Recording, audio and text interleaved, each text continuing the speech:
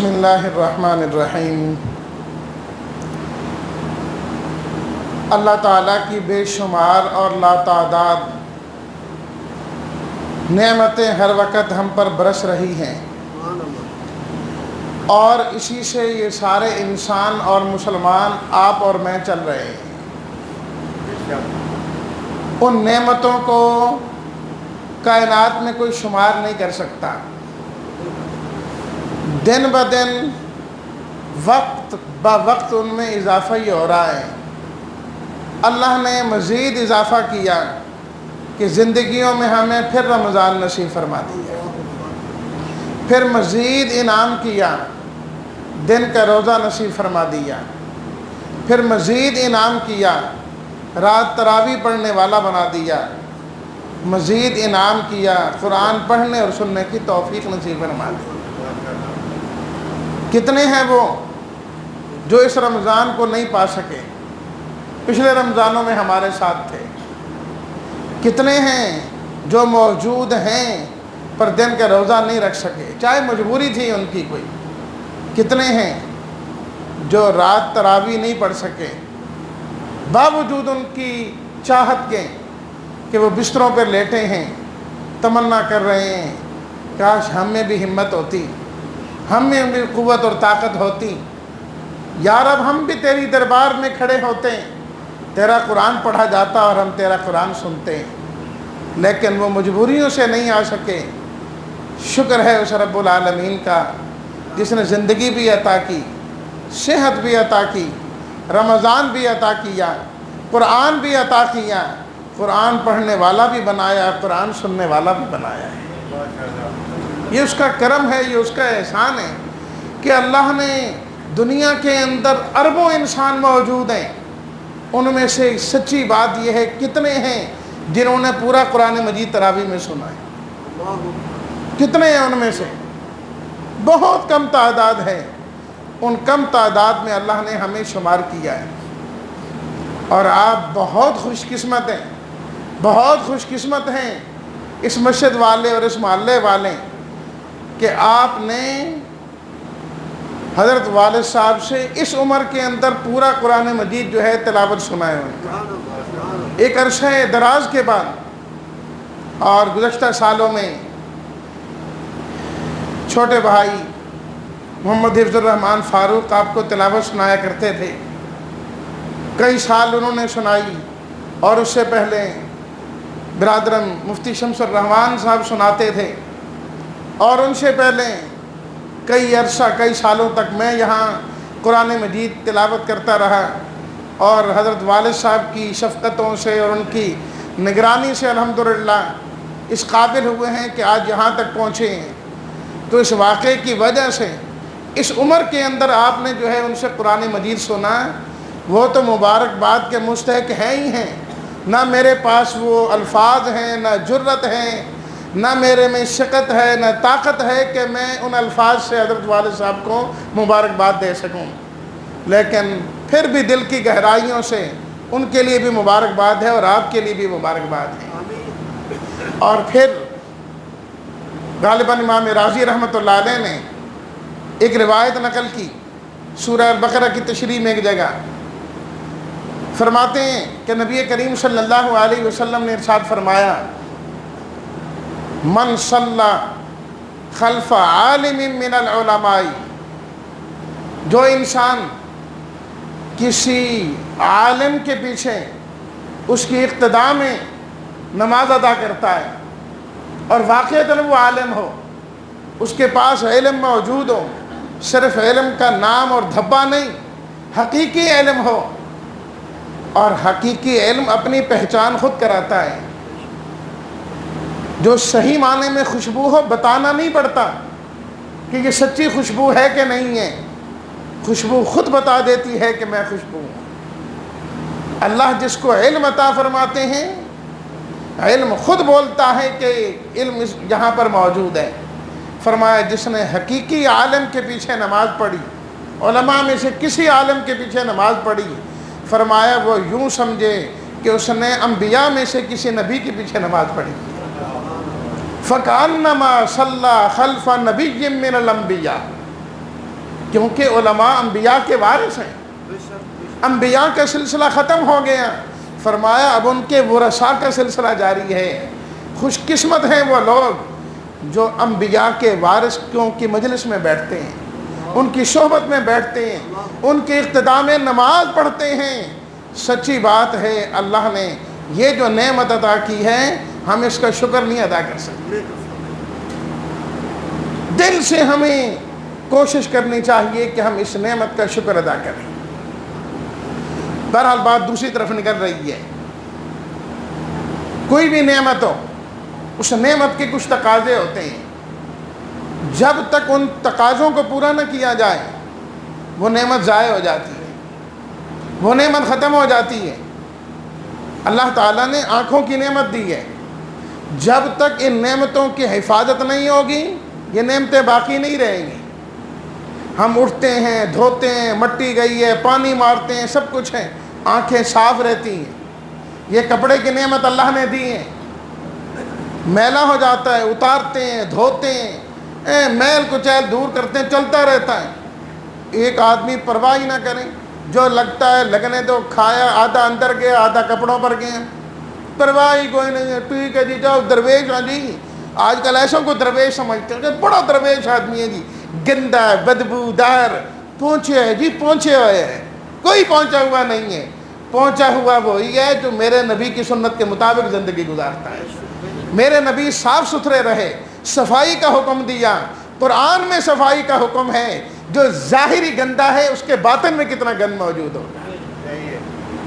حقیقت میں اللہ والا اور درویش وہی ہے جس کا لباس میرے نبی کی سنت کے مطابق ہے، وہ اصل میں جو ہے نا سنت والا ہے۔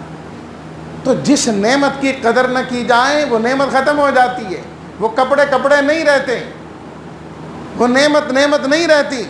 قرآن مجید اللہ کا بہت بڑا انعام، بہت بڑی نعمت۔ ابھی بھائی صاحب بات کر رہے تھے، اس نعمت کے کچھ تقاضے ہیں کہ جب تک ہم ان تقاضوں کو پورا کریں گے یہ نعمت ہمارے اندر موجود رہے گی، یہ نعمت رہے گی، قدر نہیں کریں گے چلی جائے گی۔ صرف میں فرض اس کو گن دیتا ہوں جو علماء کرام نے اس نعمت کے تقاضے بیان کیے ہیں۔ سب سے پہلا تقاضا ایمان تو ہے کہ اللہ کا کلام ہے، اللہ کی کلام ہے۔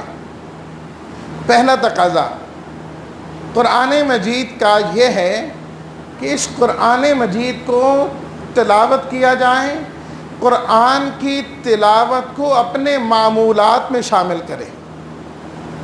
قرآن کی جو تلاوت ہیں یہ ہمارے معمولات میں شامل ہو۔ معمول کیا ہے؟ روٹین، کہ پورے دن میں کتنے کام ہمارے ایسے ہیں جو ہم نے کرنے ہی کرنے ہیں۔ کہتے ہیں یہ تو میرے روٹین کا کام ہے جی۔ ہماری روٹینوں کے اندر قرآن مجید کی تلاوت شامل ہونی چاہیے، یہ قرآن مجید کی نعمت کا تقاضا ہے۔ آپ علیہ الصلاۃ والتسلیمات نے ارشاد فرمایا وہ انسان جو قرآن کی تلاوت نہیں کرتا کل بیت الخرب، ایسا انسان ویران گھر کی طرح ہے۔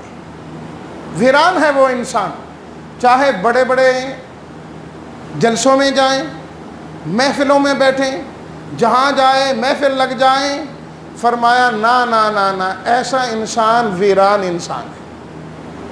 اور ویرانے میں کبھی کسی کا دل نہیں لگتا، کسی کو سکون نہیں آتا۔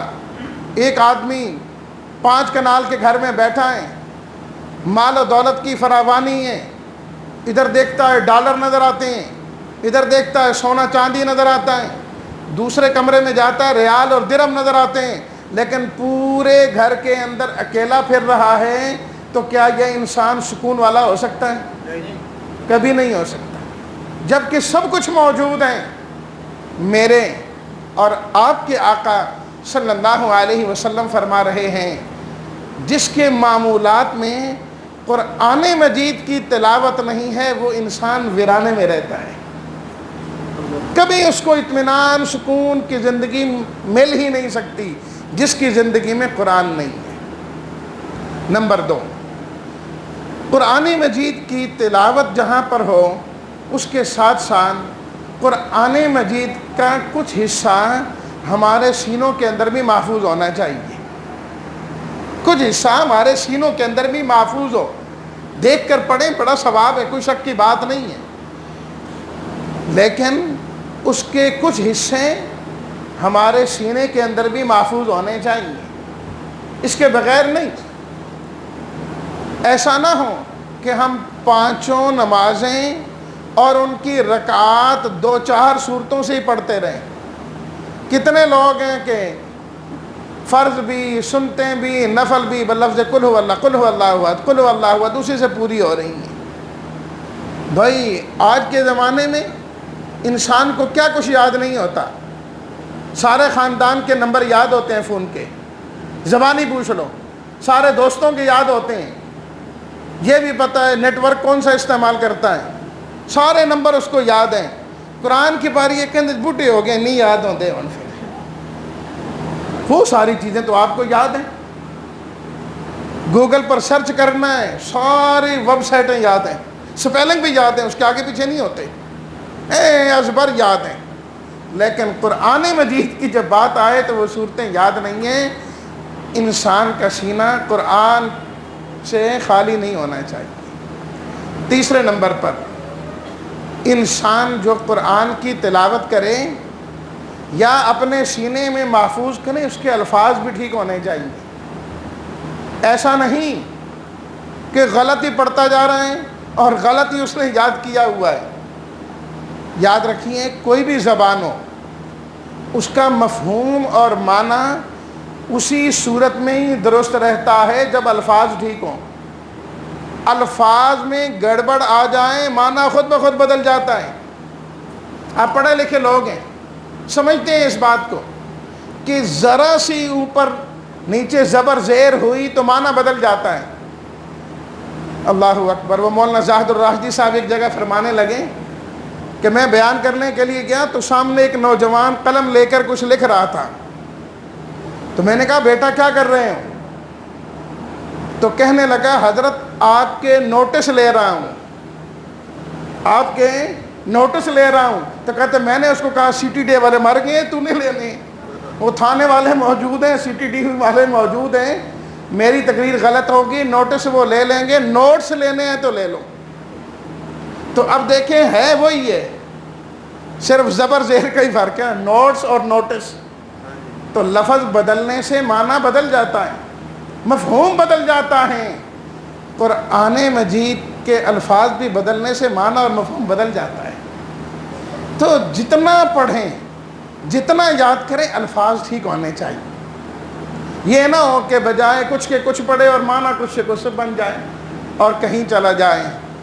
چوتھی چیز علماء نے لکھی ہے کہ ہمیں اپنے تمام معاملات، اپنے تمام فیصلے قرآن مجید کے ذریعے سے حل کروانے چاہیے، اس کے مطابق حل کرانے چاہیے۔ انا انزلنا الیک الکتاب بالحق لتحکم بین الناس بما اراک اللہ۔